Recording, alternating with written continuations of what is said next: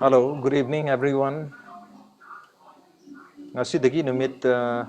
nini gi mamang da habidi Saturday numit ta 25th April da back news ki manung hunagi tharam da koina kogi corona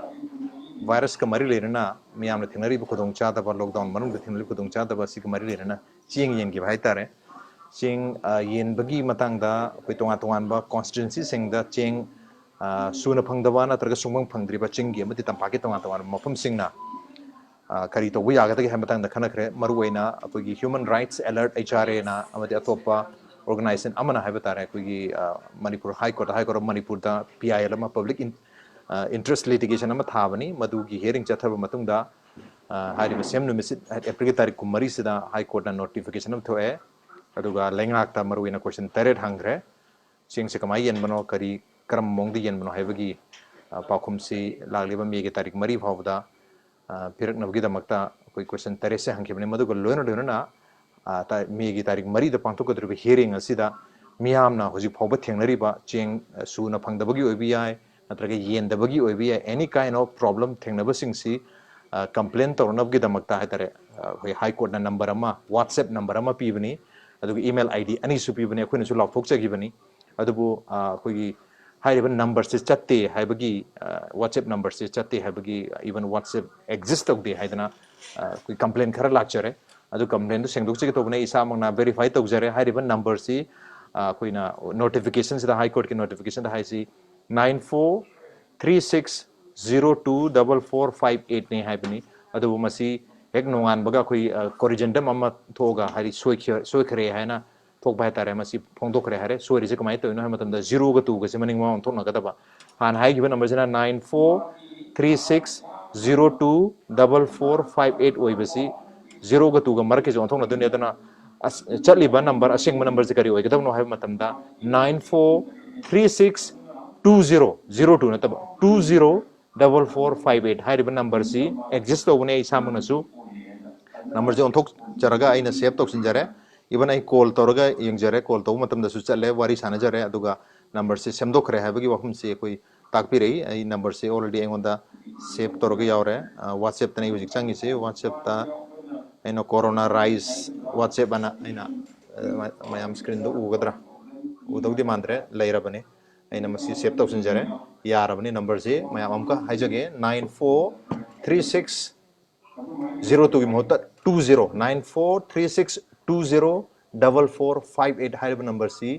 अचटप number नि हाइब number सिदा लागलिबा मी गी तांग अनि फावबदा अदोंगी लेकायदा अदोंगी constitution दा Cheng येंदबा नत्रग सुना येंदबा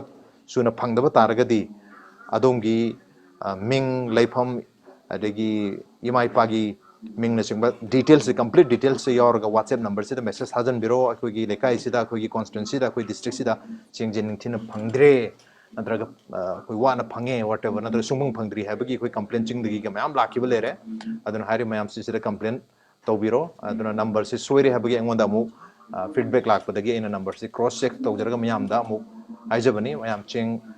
फंगबा फंगदो ma'am यावनरंगनी Madna हारिबा Cheng से फंगदा तारगदी नत्रगा एनी कंप्लेन लेता रगे मसिदा हाइबिरो अदुगा अतोप ईमेल अखोई फोन दा WhatsApp number दा तौरोगे हाइ तारगसु ईमेल एड्रेस अनि नि पिरिसे अहान बा ईमेल से नहान अखोई मनु होना द खितंग प्रिंटिंग मिस्टेक सोबदगी लान हाइगे माले अदु चुमथोक जगे अहान बा ईमेल आईडी से rg.mnphc@nic.in अमुक हंजगे rg.mnphc@nic.in नत्रगा अतोप सेकंड ईमेल सिना आईडी सिना hcme filing hcmefiling@gmail.com हारिबा ईमेल आईडी अनि सिदा अदोंगी डिटेल फजना हापिरगा अदोंगी कंप्लेन सिंग दम थाजन बिबि यारनी मसी कोई कंप्लेन सी चिरे रकोई मतुंगिना ऑन और बिफोर 2nd May 2020 है सी बोकी ममांग द थाजन बिरो मदु थाजन लगता रगदी हाय अदोंगी कंप्लेन सी हियरिंग चथबन मिसे द सोयदनी यहो लगनी हाबगी होम होंदरे मयाम गी कमेंट मयाम लाय कमेंट सिंग खगा पाजरके आइने हेक डायरेक्ट उबसी जरीना उरे जरीना तकेलम गुड इवनिंग हरे गुड इवनिंग जरीना डायरेक्ट स्किल है यामना यन मल्ले आई सिंगजमैदी अदुना कंप्लेन लेतरे याम फाइ good Chiang Khazani Yang Biba Kangus Yam Lere and Atakpire, Impact TV na Naire, thank you so much. Can Rubit na have any Rubit Maitena, Ronald Sanasam Yam Nungajare, okay, thank you so much, Ronald. And please tell me the number again. Okay, number amuka na habi ron hare hanagi number se moina notification thok pada printing mistake hai tare soi gi bani hare aduna aseng ba number oidu si 9436204458 amuka na haijage 9436204458 aingonda chi ama yar ga dise di thok charage bocha chi am to bibiro chi any chi am number से अस्सी जो नंग आई बंगा तो कर चाव हम बिरो okay number से इरे को इन हापा के मैं हम तो सेंग उन्होंने ना बा 943620 की मतुंग दा 4458 WhatsApp number ने तो WhatsApp वन तो भी कॉल तो भी मतलब WhatsApp तो डिटेल तो मैं हम थाजन बियो WhatsApp number है पनीना मैं टेलीफोन नंबर है रखते टेलीफोन बुद्धि टेलीफोन नंबर ने अदुबो WhatsApp तो थाजा मेरा WhatsApp तो ले रहा बने नंबर से मैं हम दो चगे WhatsApp number 9436204458 हाना 0 ना ममांग थंगम बाय तारे 0 ना ममांग थंब दुदगी चत्रे ना इंगोंदा कॉल अमला में मैसेज हम लाया तारे दुदगी ने इंक्वायरी तो जब मतमदा ओजा बबलू लोय तो मम एचआरए के एग्जीक्यूटिव डायरेक्टर कोई पेटिशनर है बता रहे on the wari sajo matam da 2 go 0 ga thong na biro du tari chat kana da sina chat pa number du si hoiduni hana 0 na mamang thangamba hojik 2 na mamang thang da tar 2 na mamang thang tar ga si hoiduni chat kani yani ai su ai gi phone da ai already save to sin jare yare ai call su toraga ai ojadu da confirm to jare ojas mana number je soiba male yar mal chumi chumi soiba ni printing mistake ni koi sem dok chakhra bani newspaper da kai da correction da moina phone gre so tak pire mayam theng no da bu yarong ne du sigi dam ta ngasi maru ina live broadcast se lak chabani koi Facebook live hai bata rahe okay live se am nuai thank you so much Santi Bala Maitan Kashangbam okay atai jina PDS item da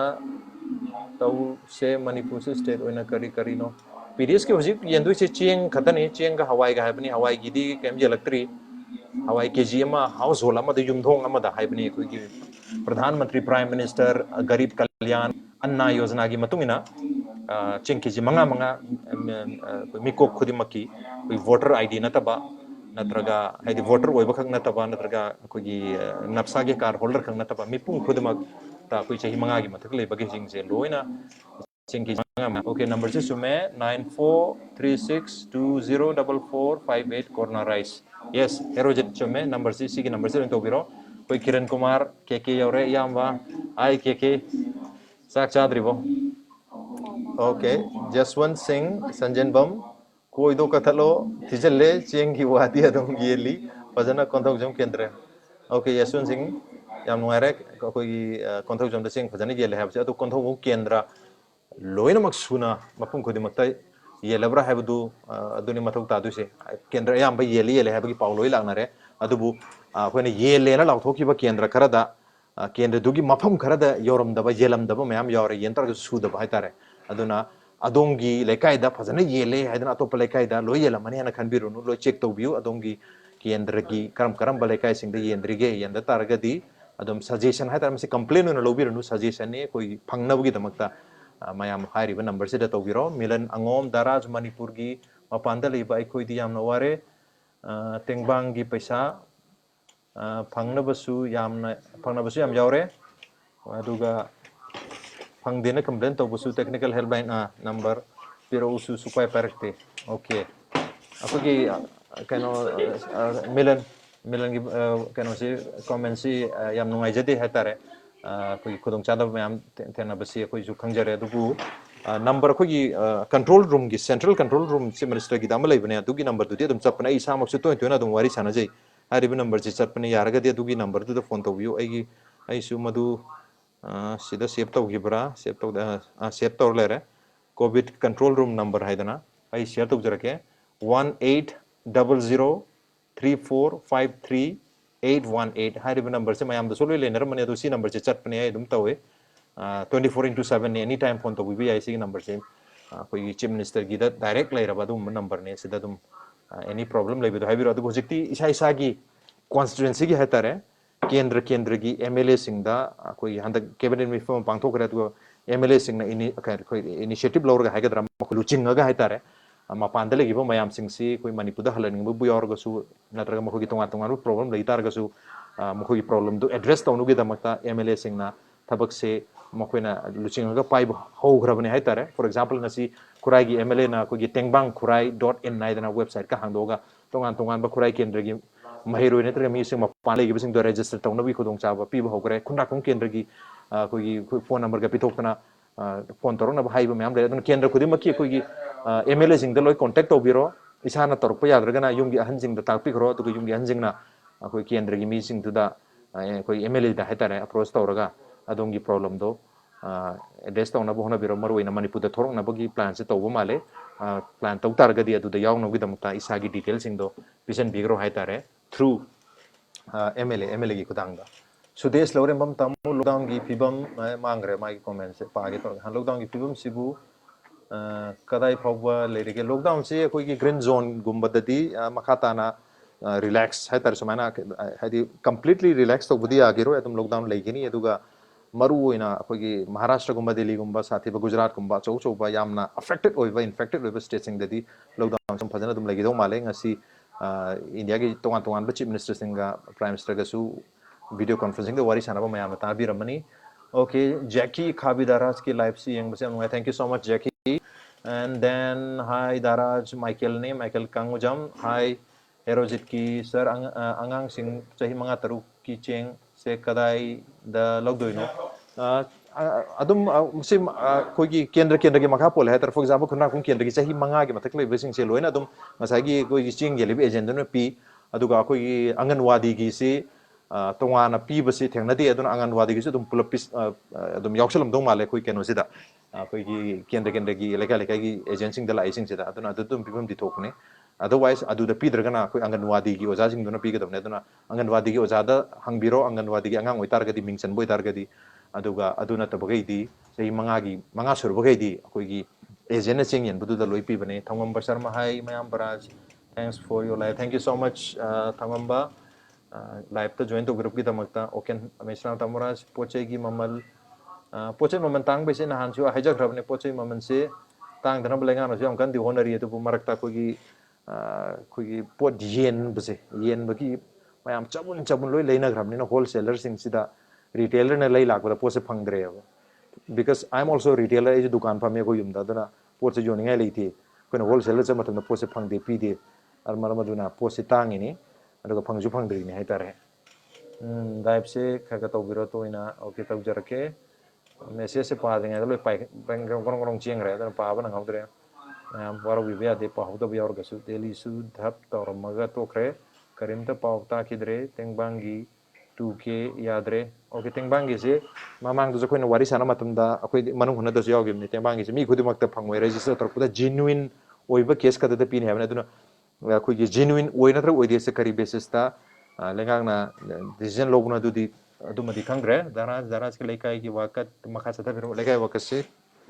corona virus ki pandemic outbreak silver kan da hono jarage okay central room gidu ko keno gi number phone message la amang re mu number message se mate to chengkha ki base pa bam tan hodo ba ai number mai do number amu hangai ra khangre central control room gi number se ai number do hajra ke ko gi covid common control room gi se 1800345388 ne sigi number se to biu to chat pane 24/7 number ni ko sira tum to biro MB sing na am haibire manipur gi mapan da leibe sing puthok na ba hojik ta silibasi mong chumbo wali me ayam badi ayam me gon di lockdown horok paga na traga mayai chalak pada oram labadi phaba hojik ti kari kana ga 14 days ama adum yum sang da bida quarantine khang lagani kyam koina yum da leiba pangada ge stranded student khakta gi ni natraga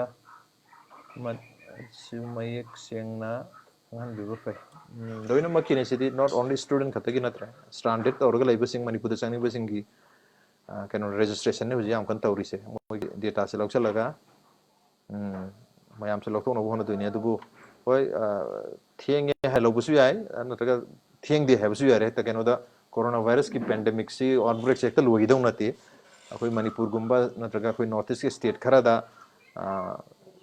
मसिंग हेंगती है दना दुम साफाग्र दौं नती अतोप state सिंग दे हेंगलक तारगदी अखोई inter state की movement लाग तारगदी मदुदा दुम लाइना से स्टेट में दुम लौं रख पाई मरमदना सिदे खर कुइना अदुम लेगेदौबा लाइना अमा इबनिना मयाम जुमना थोरक तारगसु क्वारंटाइन दे दुम तौबियु कैसु क्राइडे 14 days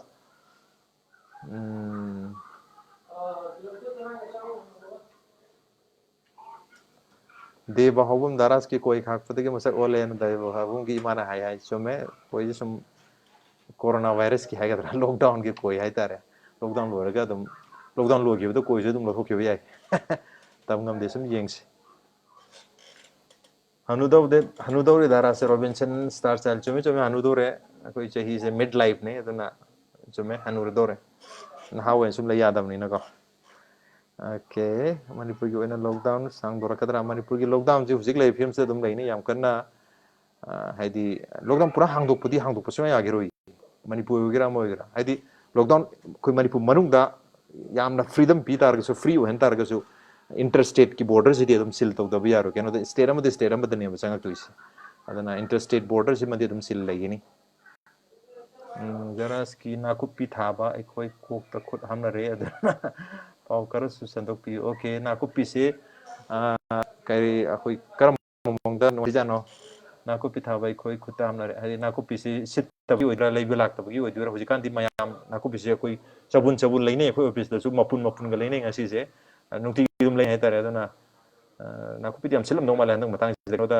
तिलहौ याम तांग्रे हुजिबुति खरा होंदरखु माले तिलहौ पेट्रोल पंप हांग बरे माइपम इटेन ओके नो तांगे परमिट पर नते अयुक ngata दम चपियो पेट्रोल पंप दा दम थाव फंगाबने अयुक पुंग तरुक तगी नुंथिन की पुंग अनि फाव जिदने बा कोई की कर्फ्यू कोमथोइसे अदना थाव हानबगी नि हारगा दम लाकपियो अदम यानी पास आइद्रगस मी खुदी मोले पास पी ले रिंग होते द कनाना पास पी दिन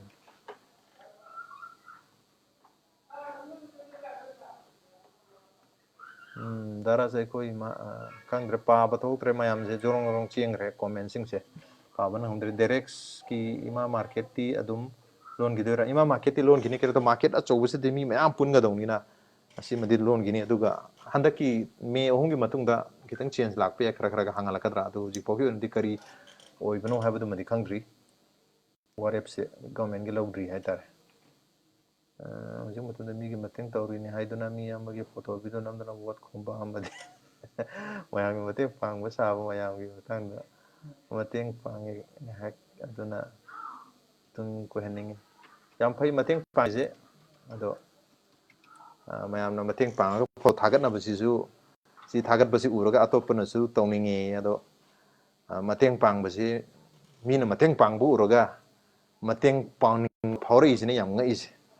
मीन पांगेरा पांगोइरा पानिंग तारगदी पांगबिगदबनी मीन फोटो थागला कांदा मीन वीडियो थागला कांदा ए मोजु पांग एजु पांग काय खनबा अदुम मकल की खुपांग जिदी ngak hai tare mateng pangba hajidi मीन पांगबु उगिर उर अइना बु पांग ngadi mi gi awabdu urga aina pangbu ne mateng pang haisi mateng aina pangning bai pangdu ne mean पांग ne pangbu that is not mateng pang but that is fashion madu di fashion ne mateng pang manati adu bu yam phai mayam awaba tarba jing dadi yam kanai hai tare ado sida comment yam tawning di sida comment toru basi haidi mateng pang ba kangu da sok ka da heta mon thawai nungai roi da mateng pang biu generously mateng pang biu du mateng pang basi mateng pang jage khan bagi pang bu mean पांग न रे ना पांग मन तब अदुक पांग लोरगा मतेंग पांग बगी पांदम जेके फॉर एग्जांपल अइना कनानोम द तोंब चावब को बमदा नत्रगा कोई खुंदा कोई खुंगी मी चौंगा हार जन मी चौंगा जते ने चेंग येनिंग हवाई चौंगा येनिंग हवाई ने चेंग ने आलू ने येनिंग अदु तारगदी अइना अखोई खुंगी मी चौंगा दुदने बा चेंग योहनबा आलू योहनबा अदुगा हवाई योहनबा पामी अइन मोइदा हारिम से यौरे यौ बुदुने बइन पामे से अइना अइना मतेंग पांग पांदम जे केनो अइना पिनिंग एबो पोत मोइदे योहन दुने मोइदे यौग्रे ꯌꯧꯔ ꯃꯇꯨꯡꯗ I should be very happy ꯑꯩꯉꯣꯟꯗ ꯍꯔꯥꯎꯒꯨꯝ ꯊꯣꯛꯑꯦꯕ ꯑꯩꯅ ꯄꯤꯅꯤꯡꯉꯤꯗꯣ ꯑꯩꯅ ꯃꯇꯦꯡ ꯄꯥꯡꯅꯤꯡꯉꯤꯗꯣ ꯄꯥꯡꯈ꯭ꯔꯦ ꯄꯥꯡ ꯃꯇꯨꯡꯗ ꯃꯣꯏ ꯈꯪꯉꯅꯤ ꯑꯩꯅ ꯄꯥꯡꯈ꯭ꯔꯦ ꯍꯥꯏꯁꯦ ꯃꯣꯏ ꯂꯣꯏ ꯈꯪꯖꯍꯧꯔꯕꯅꯤ ꯑꯩꯅ ꯌꯧꯍꯟꯅꯤꯡꯕ ꯃꯤꯗꯨꯗꯁꯨ ꯌꯧꯈ꯭ꯔꯕꯅꯦꯕ ꯆꯦꯡ ꯆꯥꯡ ꯃꯌꯥꯝꯗꯣ ꯑꯗꯨꯅ ꯌꯧꯈ꯭ꯔ ꯃꯇꯨꯡꯗꯨꯗ ꯑꯩꯅ ꯑꯃꯨꯛ ꯐꯣꯇꯣ ꯊꯥꯒꯠꯄꯒꯤ ꯚꯤꯗꯤꯑꯣ ꯊꯥꯒꯠꯄꯒꯤ ꯃꯔꯝꯗꯤ ꯂꯩꯇꯕ꯭ꯔꯥꯅ ꯈꯜꯂꯦ ꯀꯩꯅꯣꯗ ꯑꯩꯅ ꯌꯧꯍꯟꯅꯤꯡꯉꯤꯗꯣ ꯑꯩꯈꯣꯏ ꯂꯩꯀꯥꯏꯒꯤ ꯃꯤꯁꯤꯡꯗꯨꯅꯦꯕ ꯅꯠꯇ꯭ꯔꯒ ꯄꯥꯔꯇꯤꯀꯨꯂꯔ ꯒ꯭ꯔꯨꯞ ꯑꯣꯐ ꯄꯤꯄꯜꯗꯨꯅꯦꯕ ꯃꯣꯏꯗ ꯌꯧꯈ꯭ꯔꯦꯗꯅ ꯌꯧꯈ꯭ꯔ ꯃꯇꯨꯡꯗ ꯐꯣꯇꯣ ꯊꯥꯒꯠꯂꯒ ꯑꯩꯅ ꯎꯠꯅꯤꯡꯉꯤꯁꯦ ꯀꯩꯅꯣ ꯑꯩꯅ ꯎꯠꯅꯤꯡꯉꯤꯁꯤ ꯑꯩꯅ ꯑꯩꯈꯣꯏ ꯂꯩꯀꯥꯏꯗ ꯆꯦꯡ ꯄꯤꯈ꯭ꯔꯦ ꯑꯗꯨ ꯀꯦꯟꯗ꯭ꯔꯗ ꯆꯦꯡ ꯄꯤꯈ꯭ꯔꯦꯅ ꯎꯠꯊꯣꯛꯑꯒ ꯃꯤꯉꯣꯟꯗ ꯏꯟꯁꯄꯥꯌꯔ ꯇꯧꯔꯤꯕ꯭ꯔꯥ ꯑꯩ ꯉꯁꯥꯏ ꯍꯥꯏꯖꯕꯗꯤ ꯏꯟꯁꯄꯥꯌꯔ ꯇꯧꯔꯒ ꯆꯦꯡ ꯌꯦꯟꯕꯗꯨꯗꯤ ꯃꯤꯅ ꯆꯦꯡ ꯌꯦꯟꯅꯔꯦꯅ ꯑꯩꯁꯨ ꯌꯦꯟꯕꯗꯨꯗꯤ ꯑꯗꯨꯗꯤ ꯅꯠꯇ꯭ꯔꯒ ꯃꯤꯅ ꯍꯋꯥꯏ ꯌꯦꯟꯅꯔꯦꯅ ꯌꯦꯟꯕꯗꯨꯗꯤ ꯑꯗꯨꯗꯤ ꯑꯩꯅ ꯇꯁꯦꯡꯅ ꯌꯦꯟꯅꯤꯡꯕ ꯌꯦꯟꯕ ꯅꯠꯇ꯭ꯔꯦꯕ ꯑꯗꯨꯗꯤ ꯃꯤ ꯇꯧꯅꯩꯅ ꯇꯧꯕꯅꯦꯕ ꯑꯗꯨꯅ ꯃꯤꯅ ꯇꯧꯅꯩꯅ ꯇꯧꯕ ꯅꯠꯇꯕ ꯑꯩꯅ ꯌꯦꯟꯅꯤꯡꯕꯒꯤ ꯑꯩꯅ ꯄꯤꯅꯤꯡꯕꯒꯤ ꯃꯇꯦꯡ ꯄꯥꯡꯅꯤꯡꯕꯒꯤ ꯄꯥꯡꯕꯗꯣ ꯄꯥꯡꯕꯤꯌꯨ ꯃꯌꯥꯝ ꯄꯨꯡꯇꯧ ꯇꯧꯅꯩꯅ ꯇꯧꯅꯒꯨꯝꯁꯤ ꯑꯗꯨꯅ ꯃꯌꯥꯝ ꯍꯥꯏꯅꯕ ꯂꯩ ꯐꯣꯇꯣ ꯊꯥꯒꯠꯄꯁꯤꯅ ꯃꯌꯥꯝ ꯑꯃꯗ ꯏꯟꯁꯄꯥꯌꯔ ꯇꯧꯋꯤ ꯑꯗꯨꯅ ꯃꯗꯨꯒꯤ ꯀꯣꯟꯁꯦꯞꯇꯣ ꯑꯩ ꯌꯥꯖꯅꯤꯡꯗꯦ ꯕꯠ ꯗꯤꯁ ꯏꯁ ꯑꯩꯒꯤ ꯃꯣꯠꯅꯤ ꯑꯩꯒꯤ ꯃꯣꯠꯁꯤꯁꯨ ꯑꯃꯨꯛ ꯌꯥꯕꯤꯅꯤꯡꯗꯕ ꯃꯌꯥꯝꯁꯨ ꯂꯩꯔꯝꯕ ꯌꯥꯏ ꯑꯗꯨꯅ ꯑꯗꯣꯝꯒꯤ ꯃꯣꯠꯇꯣ ꯑꯩꯅ ꯔꯦꯁꯄꯦꯛ ꯇꯧꯖꯩ ꯕꯠ ꯃꯇꯦꯡ ꯄꯥꯡꯕ ꯑꯁꯤꯗꯤ ꯊꯃꯣꯏꯗꯒꯤ ꯊꯣꯛꯂꯛꯀꯗꯧꯅꯤ ꯍꯥꯏꯇꯥꯔꯦ ꯑꯗꯨꯅ ꯐꯣꯇꯣ ꯊꯥꯒꯠꯄꯒꯤ ꯃꯊꯧ ꯇꯥꯗꯦ ꯑꯩꯅ ꯄꯤꯅꯤꯡꯉꯤꯕ ꯃꯤꯗꯨꯗ ꯑꯩꯒꯤ ꯄꯣꯠꯇꯣ ꯌꯧꯈ꯭ꯔ ꯂꯣꯏꯔꯦ ꯑꯩꯅ ꯑꯃꯨꯛ ꯐꯣꯇꯣ ꯊꯥꯒꯠꯂꯒ ꯑꯩꯒꯤ ꯐꯣꯇꯣꯗꯨꯅ ꯑꯗꯣꯝꯅ ꯌꯦꯡꯉꯅꯤ ꯑꯗꯣꯝꯅ ꯌꯦꯡꯉ ꯃꯇꯨꯡꯗ ꯑꯗꯣꯝꯗ ꯆꯦꯡꯗꯣ ꯂꯥꯛꯇꯧ ꯅꯠꯇꯦ ꯑꯩꯒꯤ ꯄꯥꯟꯗꯝꯗꯣ ꯑꯩꯅ ꯆꯦꯡ ꯌꯦꯟꯕꯗꯣ ꯃꯌꯥꯝꯗ ꯎꯠꯄꯗꯣ ꯅꯠꯇꯦꯕ ꯑꯩꯒꯤ ꯄꯥꯟꯗꯝꯁꯦ ꯑꯩꯅ ꯃꯌꯥꯝꯗ ꯆꯦꯡ ꯌꯦꯟꯕ ꯍꯋꯥꯏ ꯌꯦꯟꯕꯗꯨꯅꯦꯕ ꯍꯋꯥꯏ ꯌꯦꯟꯕꯒꯤ ꯆꯦꯡ ꯌꯦꯟꯕꯒꯤ ꯐꯣꯇꯣꯗꯨ ꯃꯤꯌꯥꯝꯗ ꯌꯦꯡꯍꯟꯕꯗꯨ ꯅꯠꯇꯦꯕ ꯑꯗꯨ ꯌꯧꯍꯟꯗ꯭ꯔꯒꯗꯤ ꯆꯦꯡ ꯌꯦꯟꯕꯗꯣ ꯀꯝꯄ꯭ꯂꯤꯠ ꯑꯣꯏꯗ꯭ꯔꯦ ꯑꯗꯨ ꯌꯧꯍꯟꯗ꯭ꯔꯒꯗꯤ ꯄꯣꯠ ꯌꯦꯟꯕꯗꯣ ꯀꯝꯄ꯭ꯂꯤꯠ ꯑꯣꯏꯗ꯭ꯔꯦ ꯍꯥꯏꯇꯥꯔꯒꯗꯤ ꯑꯗꯨꯋꯥꯏꯗꯨꯗꯤ ꯋꯥꯈꯜ ꯈꯦꯠꯅꯔꯦ ꯍꯥꯏꯇꯥꯔꯦ ꯑꯩꯒꯗꯤ ꯑꯣꯀꯦ ꯑꯩ ꯁꯤꯅ ꯑꯩꯒꯤ ꯃꯣꯠꯅꯤꯀꯣ ꯑꯗꯨꯅ ꯃꯌꯥꯝꯒꯤꯁꯨ ꯇꯣꯉꯥꯟꯕ ꯌꯥꯝ ꯐꯖꯕ ꯁꯤꯗꯒꯤ ꯍꯦꯟꯅ ꯐꯖꯕ ꯂꯩꯔꯝꯕ ꯌꯥꯏ ꯑꯣꯀꯦ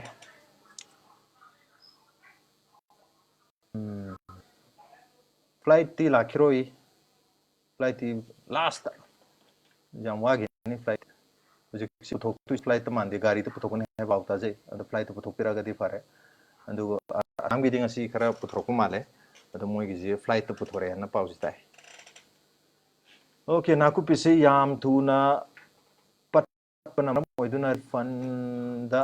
ꯃꯇꯦꯡ ꯑꯣꯏꯅꯕ ꯄꯥꯕ ꯅꯪꯍꯧꯗ꯭ꯔꯦ ꯒꯣꯔꯣꯡ ꯒꯣꯔꯣꯡ ꯄꯠꯄꯅ ꯃꯔꯝ ꯑꯣꯏꯗꯨꯅ ꯃꯇꯦꯡ ꯄꯥꯡꯕꯁꯨ ꯉꯝꯗ꯭ꯔꯕ ꯑꯗꯨꯝꯕ ꯃꯥꯜꯂꯦ ꯌꯥꯝ ꯊꯨꯅ ꯄꯠꯄꯅ ꯃꯔꯝ ꯑꯣꯏꯗꯨꯅ ꯔꯤꯂꯤꯐ ꯐꯟꯗ ꯃꯇꯦꯡ ꯄꯥꯡꯕ ꯑꯗꯨ ꯈꯔ ꯃꯇꯦꯡ ꯄꯥꯡꯕꯤꯌꯨ ꯃꯌꯥꯝ ꯑꯔꯩ ꯑꯔꯩꯕ ꯃꯇꯦꯡ ꯄꯥꯡꯅꯖꯦ ꯍꯥꯏꯇꯥꯔꯦ ꯁꯤꯒꯤ ꯇꯟꯖꯥꯁꯤꯗꯤ ꯑꯗꯨꯕꯨ ꯍꯣꯏ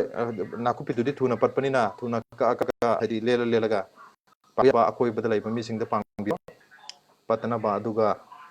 ꯑꯔꯩ ꯑꯔꯩꯕ ꯑꯉꯝ ꯑꯃ ꯃꯇꯦꯡ ꯄꯥꯡꯅꯖꯦ ꯍꯥꯏꯇꯥꯔꯦ ꯑꯗ ꯐꯣꯇꯣ ꯎꯔꯒ ꯄꯥꯡꯕꯗꯣ ꯅꯠꯇꯕ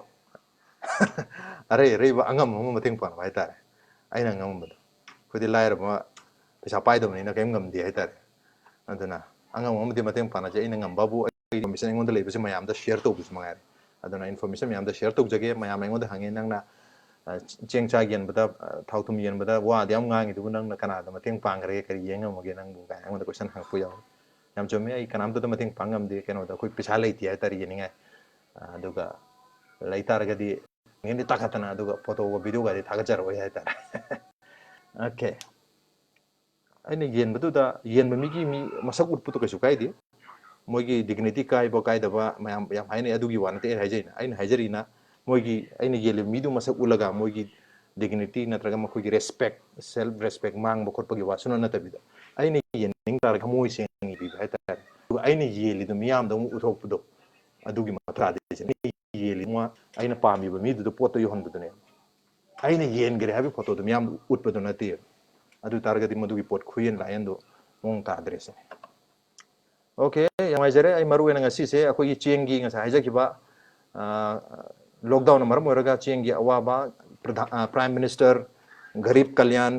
ꯑꯟꯅ ꯌꯣꯖꯅꯥꯒꯤ ꯃꯈꯥꯗ ꯆꯦꯡ ꯁꯨꯅ ꯐꯪꯗꯕ ꯀꯣꯟꯁꯇꯤꯇꯨꯋꯦꯟꯁꯤꯁꯤꯡꯗ ꯍꯥꯏꯕ ꯇꯥꯔꯦ ꯂꯩꯇꯥꯔꯒꯗꯤ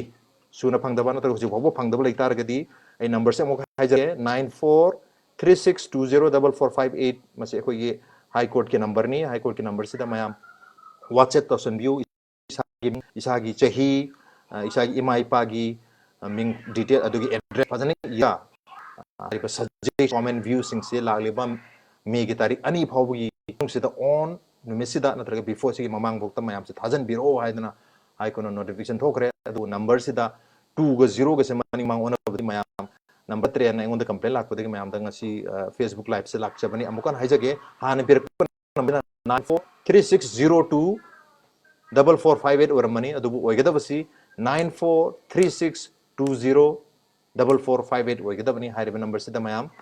suggestion, views, and comments. Natraga email rg.mnphc@nic.in dasu mail weni bibasu yai natraga atopa email id amadana hc me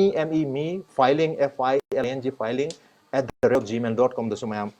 isa isa ki comment suggestion amadi views to hai kota yohan bibi yai me ke tarik ani fawbuda.